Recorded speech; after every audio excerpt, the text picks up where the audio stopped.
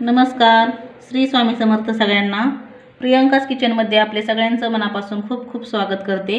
आज आपण झटपट अशी पेरूची चटणी कशी बनवायची ते ह्या व्हिडिओमध्ये पाहणार आहोत. त्यासाठी तुम्ही हा व्हिडिओ स्किप न करता शेवटपर्यंत नक्की पहा. चला तर मग वेळ न लावता रेसिपीला सुरुवात करूया. हे पहा, पेरूची चटणी बनवण्यासाठी मी इथे एक पेरू घेतलेला आहे मध्यम आकाराचा. तो जास्त पिकलेला पण नाही आणि जास्त कच्चा पण नाही, असा मिडियम असा आहे.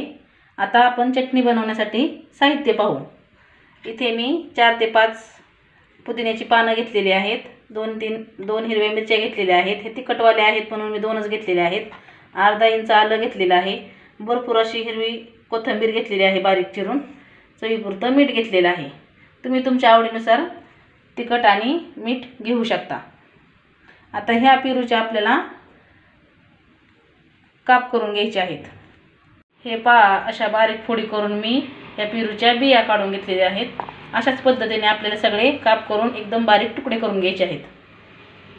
हे पहा, आता मी अशा पद्धतीने पेरूच्या बारीक. आता आपल्याला इथे एक मिक्सरचं भांडं घ्यायचं आहे. त्यामध्ये आपण ज्या पेरूच्या फोडी घेतल्या होत्या ना त्या टाकून घ्यायच्या आहेत. अर्धा इंच आलं,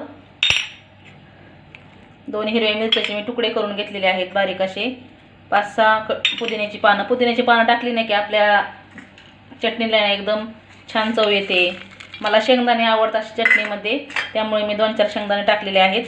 2 चमचे पोहे खायचे. तुम्हाला जर आवडत असतील तर टाका, नाही तर नाही टाकली तरी पण चालते. इथे भरपूर अशी कोथिंबीर घेतलेली आहे बारीक चिरून, ती टाकलेली आहे. आता चवीनुसार मीठ टाकून घेतलेलं आहे. आता ही चटणी आपल्याला पाणी न टाकता मिक्सरमध्ये फिरून घ्यायची आहे. हे पहा, आता मी मिक्सरमध्ये पाणी न टाकता ही चटणी वाटून घेतलेली आहे. पहा, अशा पद्धतीने आपली चटणी तयार झालेली आहे. पाणी नाही टाकलं तरी पण किती स्मूथ पेस्ट झालेली आहे आणि ही चटणी खायला एकदम भारी लागते. ही चटणी तुम्ही भाकरीसोबत किंवा चपातीसोबत खाऊ शकता आणि ही चटणी ना एकदम अशी झटपट बनते. हे पहा, आता आपली पेरूची चटणी खाण्यासाठी तयार झालेली आहे. तुम्हाला जर माझ्या पेरूची रेसिपी आवडली असेल तर एक लाईक नक्की करा. चॅनलवर नवीन असाल तर सबस्क्राईब करायला विसरू नका. असे स्वस्त खा आणि मस्त राहा.